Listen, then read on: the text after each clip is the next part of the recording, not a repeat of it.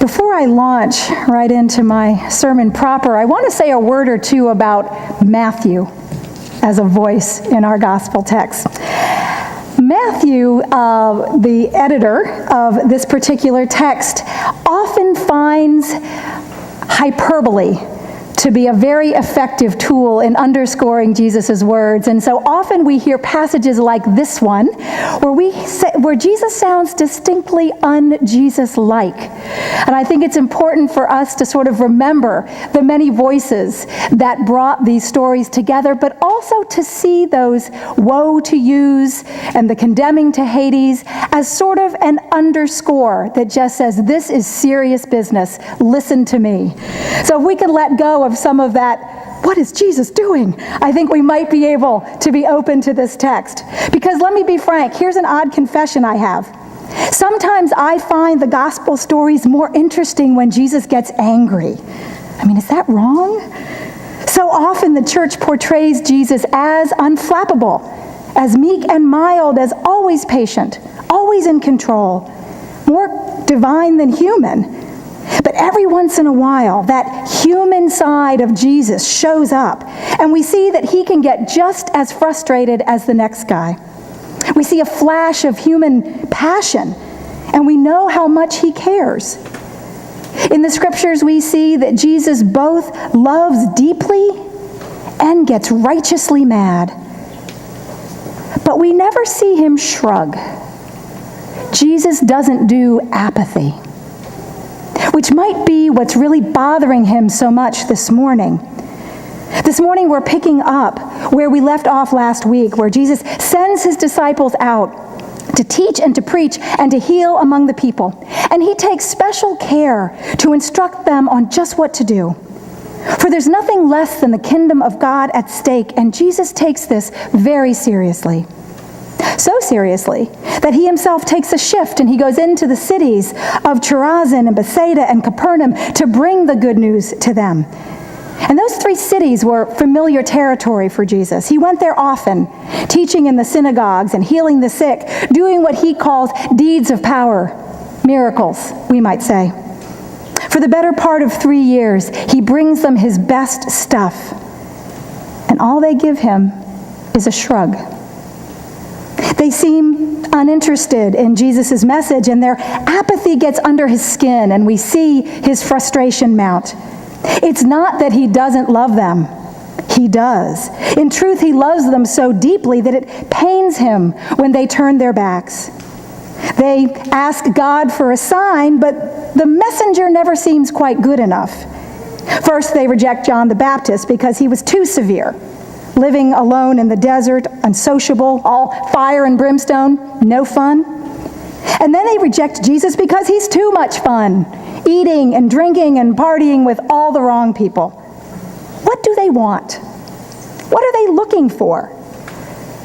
Like so many of us, they seem to want a magic bullet to show them the way to God, but they just keep rejecting the options, waiting for something better to come along. And Jesus has had it up to here. So he calls them out with some fairly strong language. Now, I think it's ironic to note that the assigned text for today, the lectionary passage originally for today, omitted that whole passage where Jesus calls out the cities for their apathy. It skips right over the woe to you part. It appears the lectionary itself didn't even want to deal with Jesus' angry side. I have to say it is a little hard to jibe with the rest of his message. But I kept it in because I think we need to hear it. It's important for us to realize that Jesus' love is not just about comforting us, but often also about challenging us, and that our response to his love challenge matters to him. I wonder sometimes how we would respond if Jesus came here to Montclair or Bloomfield or West Orange, teaching and preaching and healing. Would we flock to see him? Would we drop whatever we are doing to follow? Would we take his call to justice and compassion seriously, or would we just post a selfie of the two of us on Facebook and call it a day? Would we become the latest cities on Jesus' list of woes? I wonder. But here's what else I'm wondering. And I realize that this might be an exegetical stretch. But I'm wondering if their reluctance to embrace Jesus is not really about apathy at all. You see, I can't help but put myself in their place, and I wonder if it's more a fear of getting in too deep, of thinking Jesus is just going to expect too much and worrying about what it will cost us to follow him. Because when I listen to Jesus' call to stand up for justice and work for peace and care for the least of these, I'm not apathetic. I'm overwhelmed. Overwhelmed by the complexity of the world, its endless needs. Overwhelmed by heartbreak and helplessness, and feeling like I'm too small to make any kind of difference. Sometimes it's just too much. The headlines compete for our attention. Melting ice caps, North Korean missiles, starving children in Sudan, 100 shootings in Chicago last weekend, 100 shootings. How do we respond? And even closer to home, we have homeless brothers and sisters living on our streets. We have refugees languishing in detention centers. We have neighbors addicted to opioids. I mean, how do we help? Where do we start? And that doesn't even begin to take in what we might be wrestling with at home, our own personal struggles. And I'm sure I'm not alone in this. There are so many problems, so many places in need of healing and works of power in this world. But we are not Jesus, and we have limits to what we can do, no matter how deeply we care. So sometimes, what might look like apathy on the outside is just the numbness that comes from carrying too many burdens on the inside. Psychologists call this phenomenon compassion fatigue. And while they are usually referring to folks who work on the front lines of human trauma or counsel those who do, I think there's a degree of compassion fatigue that can reach all of us too. It's how we feel when we watch a child die of malnutrition on the other side of the world and we can't offer meaningful help. It's the impulse to turn the channel when we see another grieving black mother asking why. And it breaks our heart, and it makes us angry, and we just feel hopeless. It's how we feel when yet another friend tells us that their child has overdosed, and we have no idea what to say to them. For some of us, our fatigue comes from holding it together all day long because it's our job, and then going home and unloading on the people we love the most. Over time, we begin to lose our compassion for others, but also for ourselves. We buckle under the stress. Bills pile up. Our insurance gets canceled. Our teenager suddenly feels like a stranger. Our boss gives us a bad review. We begin to shut down our emotions, to distance ourselves from one another because we just can't fake it anymore. Look at the person sitting next to you. They are carrying worries and burdens that we know nothing about. Like us, they are struggling under pressures that are weighing them down. But just when we need to reach out to one another, too often we tend to shut down instead. Friends, we live in a complicated and stressful world, and we need to let go of some of these burdens, but we don't know how. We don't know where. So we just keep piling them on. But if we don't let them go, we will go down with them. But Jesus offers us a place to put them.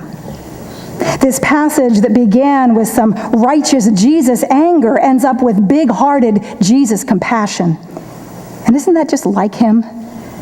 He doesn't leave us in the woes, but he meets us here, where we are, imperfect, burnt out, maybe even flirting with apathy, not to condemn us, but to love us deeply.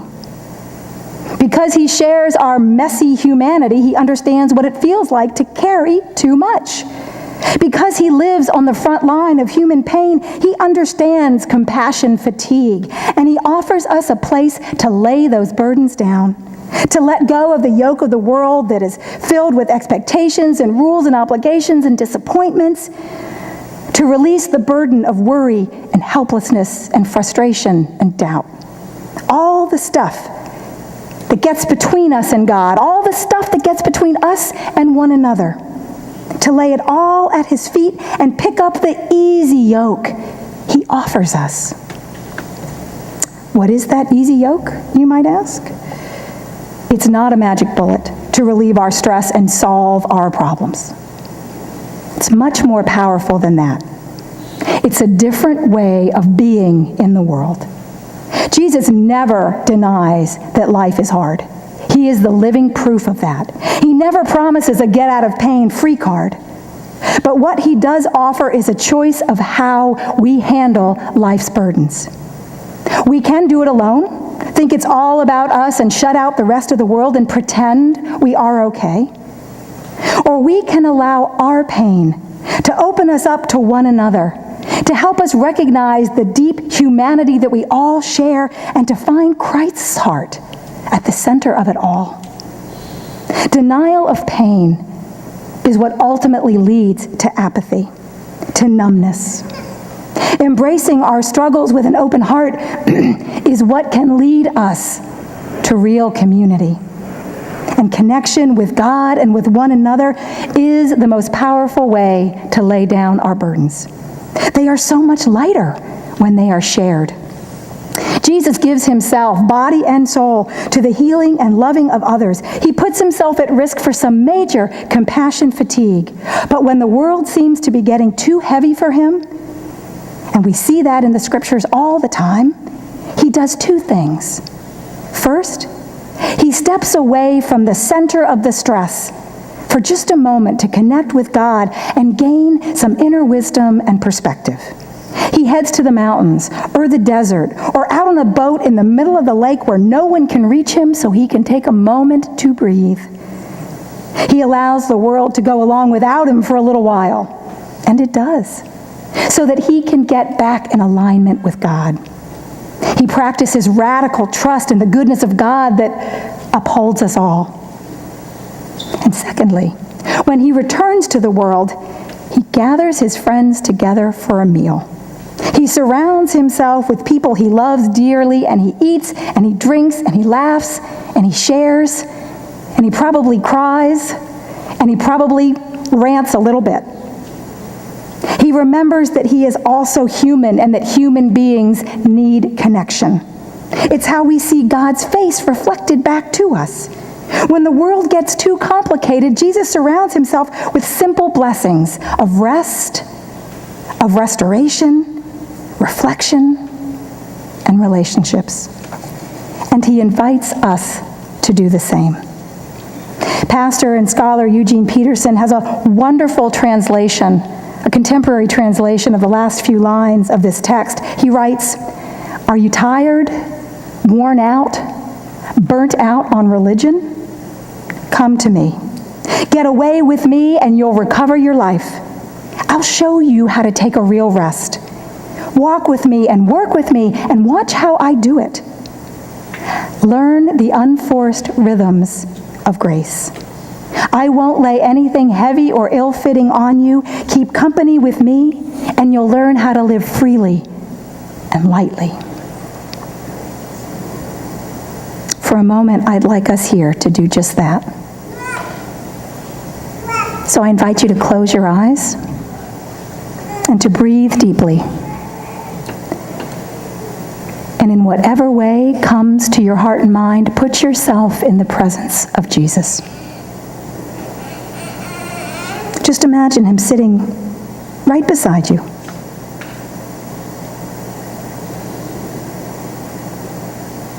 Now imagine reaching into your heart and finding those heavy things that are weighing you down.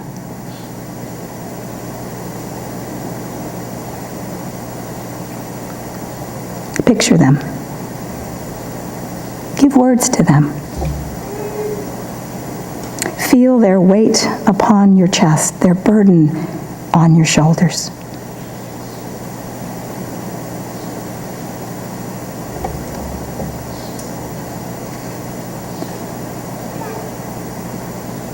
Now, one by one, imagine taking those things from your heart and handing them over to Jesus. One by one. Picture them, name them, give them up.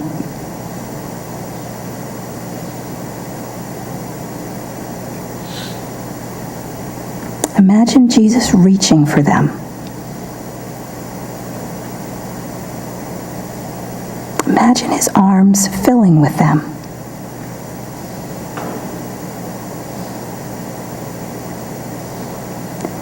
Imagine your own heart feeling lighter, more at peace, one burden at a time. And breathe.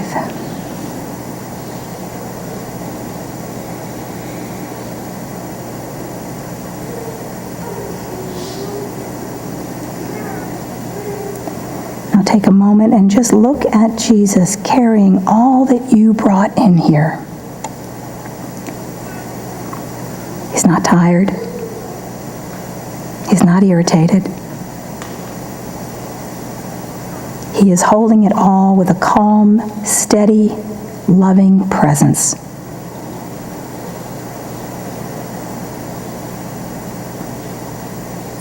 He's not going anywhere. He's got this.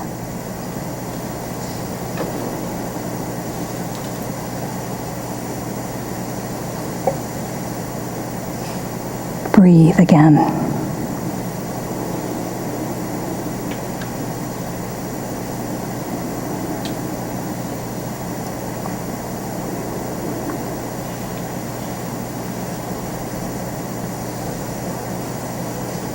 You may come back. We've done it. Just for a moment, we've laid our burdens down. I invite you to practice this meditation as often as you need to. Whenever the cares grow too much, when the anxieties or worries threaten to bring you down, laying our burdens at the feet of Jesus is not an act of denial, but an act of radical trust. It reminds us that our lives are ultimately about something larger than whatever is keeping us awake at night this week. It acknowledges that we are not in control of the challenges and complexities of this world, big or small, that God is right in the mix with us. We have a partner in all of this mess. Letting go of what we carry helps us to live into God's promise that we are never alone. I think we'll find that if we can free our arms from the worries and stresses that we are bearing, that we will find we can now reach out to one another, to connect, to bear each other's load. Instead of carrying the weight of the world on our shoulders, we can feel instead the embrace of God lifting us up. We'll have that lightness in our step that enables us to dance to that unforced rhythm of grace as Jesus did. Let it go. God is there to pick it up. May it be so. Amen.